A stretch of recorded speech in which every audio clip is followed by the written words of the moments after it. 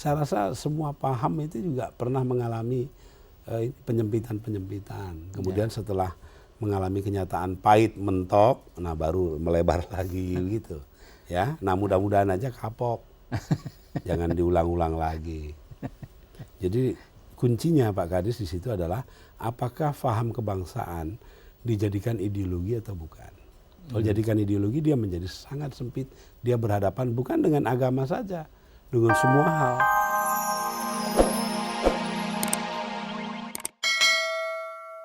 Pertanyaan saya lebih lanjut, Cadur. Bagaimana seseorang atau suatu organisasi atau kelompok massa tetap bisa menggunakan agama tanpa terjebak di dalam suatu pandangan yang semakin menyempit? Ya. Saya mengambil contoh yang konkret saja tentang NU. Siapa berani mengatakan bahwa NU itu tidak identik dengan keislaman? Ya. Tetapi NU kan, dan juga Muhammadiyah dan juga itu Betul. tetap bisa berkembang tanpa menjadi sempalan dari suatu bangsa gitu.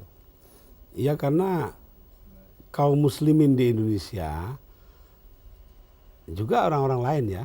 Jadi orang Hindu dulu datang lebih dulu malah. Orang Buddha lebih dulu dari Hindu. Kerajaan Shailendra ya di Jawa Tengah, Kalingga, Mataram pertama. Begitu juga kerajaan Sriwijaya itu kan Buddha.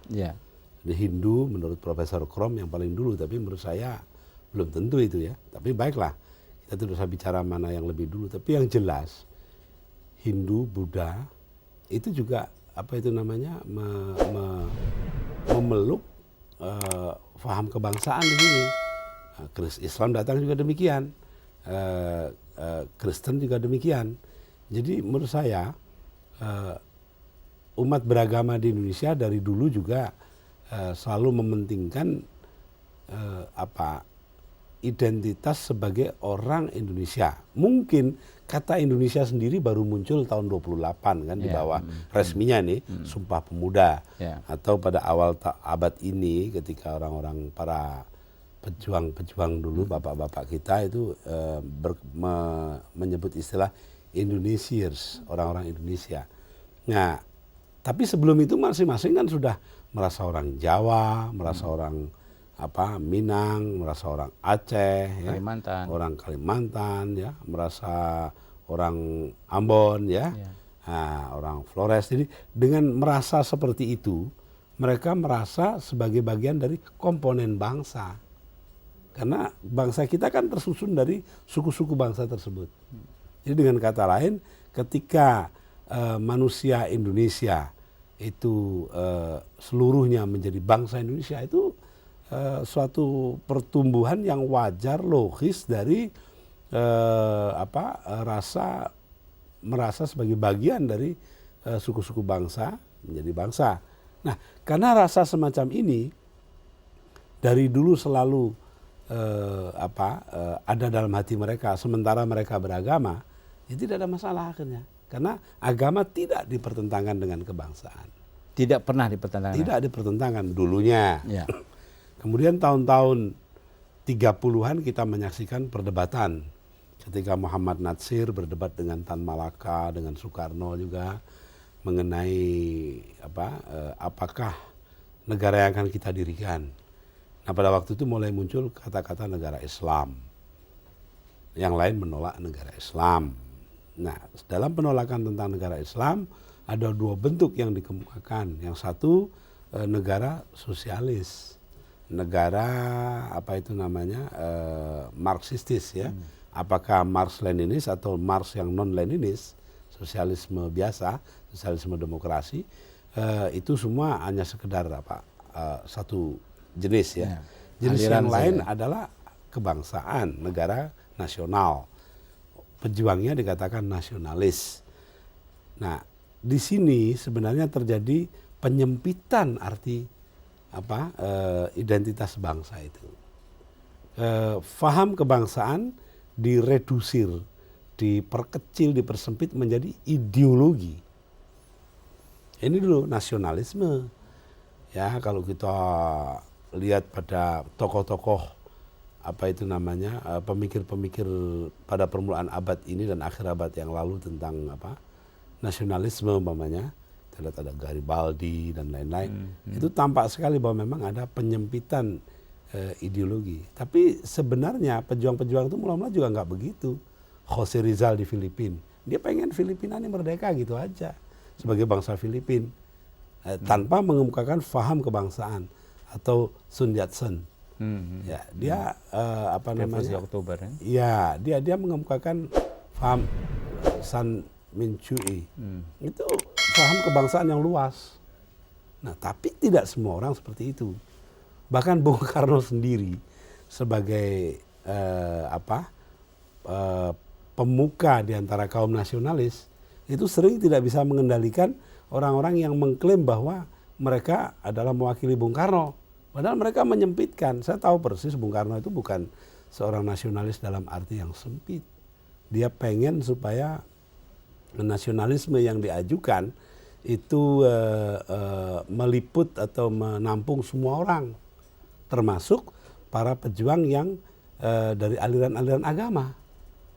Maka itulah akhirnya walaupun kemudian ada ekses ya, Nasakom ya. Tapi artinya kita lihat dari situ saja bahwa Bung Karno ini bukan orang yang berfaham kebangsaan yang sempit. Tapi sering sekali orang menyalahartikan dengan mengatakan, oh ini Soekarnoisme begini. Mereka mengklaim. Padahal Bung Karno-nya nggak begitu. Yang mengklaim inilah yang mempersempit. Akhirnya kebangsaan dijadikan partai. Tapi itu bukan dosanya orang nasionalis saja. Orang Islam juga toh. Islam itu kan agama yang universal. Mengajukan cara hidup yang universal pula. Memiliki wawasan kultural yang demikian luas. Keberagaman yang demikian tinggi. Toh juga ada orang yang mengajukan Republik Islam. Ideologi Islam. Jadi ya saya rasa semua paham itu juga pernah mengalami penyempitan. Kemudian setelah mengalami kenyataan pahit mentok, nah baru melebar lagi gitu. Ya, nah mudah-mudahan aja kapok. Jangan diulang-ulang lagi. Jadi kuncinya Pak Kadis di situ adalah apakah faham kebangsaan dijadikan ideologi atau bukan. Kalau jadikan ideologi dia menjadi sangat sempit. Dia berhadapan bukan dengan agama saja, dengan semua hal. Dan sangat mungkin dia akan berbenturan Pak ya, dan kehilangan kemudian kebangsaannya itu sendiri. Iya, karena memang faham kebangsaan kan berlandaskan kehidupan bangsa. Ya. Kehidupan bangsa mencakup agama. Bagaimana dia mau berhadapan dengan agama? Cak Dur, ini ada yang menarik ya. Katanya power play. Kalau seseorang sudah mempunyai massa sebesar NU, agak mengejutkan kalau NU tidak berkembang, tidak ingin kemudian menjadi satu power yang kemungkinan terjebak. Ya. Apa benar? NU pernah menjadi partai politik selama 32 tahun. Jadi ya cukup lama lah, hampir separuh dari hidupnya. Ya. Karena itu saya kalau mengatakan NU tidak setuju dengan adanya power itu salah. Tetapi pada hakikatnya ketika NU didirikan dulu, dia didirikan tidak untuk merebut kekuasaan negara, tidak didirikan untuk mengatur jalannya negara, tetapi mengatur jalannya kehidupan masyarakat oleh masyarakat itu sendiri, bukan oleh siapa-siapa ya. Jadi penting. Kita ada dua jalan ini, dua hal ini. Di satu pihak NU tidak akan mencampuri urusannya negara, dan NU berharap negara jangan mencampuri urusannya agama. Kalau membantu silakan, tapi jangan campur tangan. Bentuk konkret yang diharapkan Cak Dur, barangkali saya kurang mengerti ya, tapi jangan sampai campur tangan, misalnya seperti gimana Cak Dur? Ya jangan sampai orang sholat itu lalu diperintah negara, ya harus sholat sendiri dong. Masa sholat aja mesti ada undang-undang. Nah umpamanya ini contohnya ya. Nah, negara membantu silakan, ngatur haji silakan. Nggak diatur kasihan dong orang-orang itu karena menjadi korban dari calo-calo haji. Gitu. Ini satu contoh ya. Pendidikan agama, tolong dong atur pemerintah agar supaya pendidikan agama berjalan baik. Tetapi hasil dari pendidikan agama kan bukan untuk negara, tapi untuk warga negara, untuk masyarakat. Cak Dur, bagaimana Cak Dur menanamkan ini, menggerakkan umat, ya katakan umat yang dalam artian NU saja dulu, ya, agar mereka meskipun tidak bombastis, Cak Dur tidak pernah mengucapkan secara bombastis, tetapi menyumbangkan sesuatu untuk negara, menjadi sesuatu yang lebih berarti untuk negara. Ini apa benar yang saya amati dan bagaimana yang Cak Dur lakukan? Begini Pak Kadis ya, ada dua sisi dalam hal ini. Pertama, sebagai warga negara, mereka harus taat kepada negara. Sebagai warga negara taat kepada negara. Negara yang mengatur pemerintahan.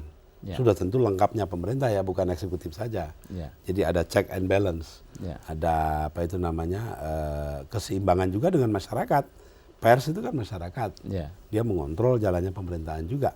Nah, kalau ini semua berjalan dengan keseimbangan yang bagus, sehingga koreksi-koreksi bisa dilakukan tanpa ada kegaduhan, tanpa ada gejolak-gejolak, maka warga negara pada dasarnya wajib taat kepada negara. Itu di satu sisi.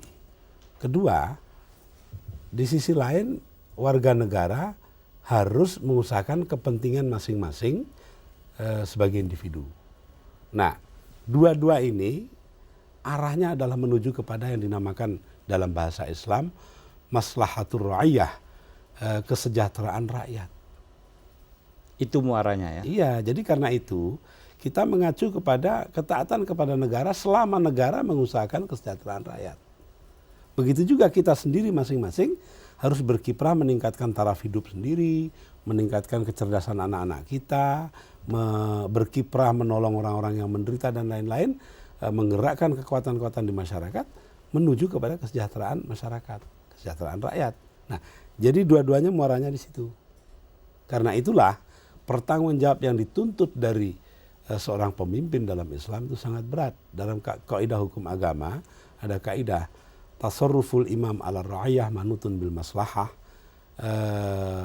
Kebijaksanaan dan tindakan-tindakan seorang pemimpin yang menyangkut rakyatnya haruslah diarahkan atau terkait sepenuhnya dengan kesejahteraan mereka.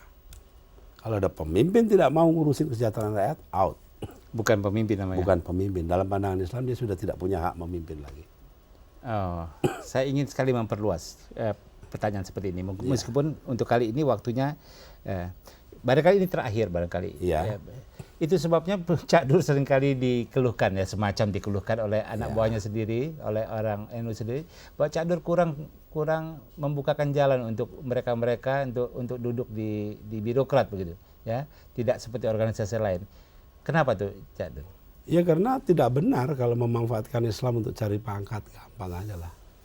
Itu simpel saja lah. Dengan bahasa lain yang lebih kompleks, bahwa tugas Islam atau tugas NU dalam hal ini ya adalah mengembangkan warganya menuju kepada sosok manusia yang mampu meniti karier, mengejar profesi, mengembangkan pikiran, menumbuhkan keterampilan, ya, wawasan dan lain-lain, bukannya untuk mencapai posisi-posisi tertentu.